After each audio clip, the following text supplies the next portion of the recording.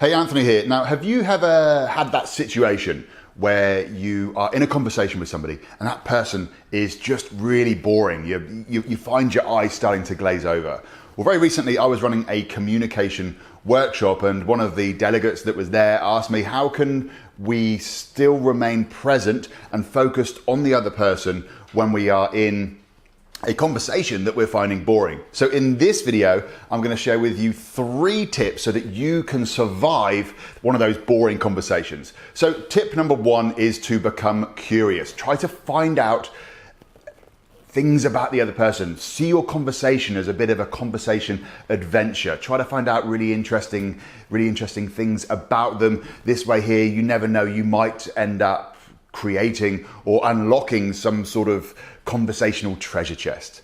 Number 2 is to have a conversation goal, and that is to have a piece of information or a couple of pieces of information that you are going to find out about the other person. Now, a couple of really simple ones here could be whereabouts the person grew up, it could be what got them into their job, what project they're currently working on.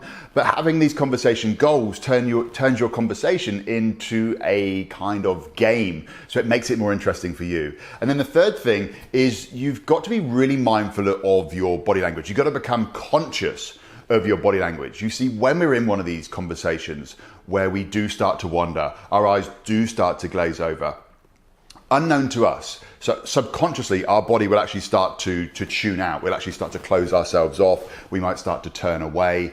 And we need to be conscious of this. You see, we can hack into the mind and body loop. You see, the way that we use our body affects the way that we feel.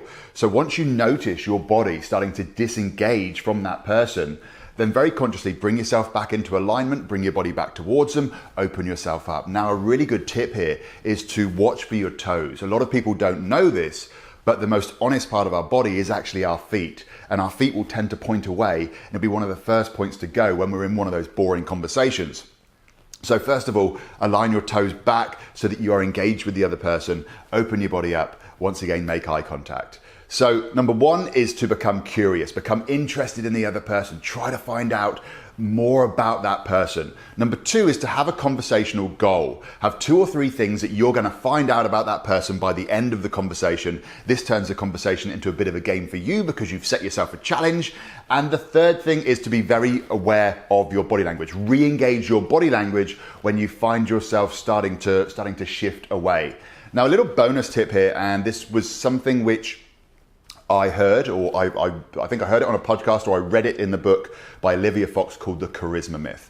And that is when you find yourself starting to wander, you can bring yourself back into that present moment, and presence is a critical component of charisma, and you can bring yourself back to being present by focusing on the feeling in your toes or in your tongue.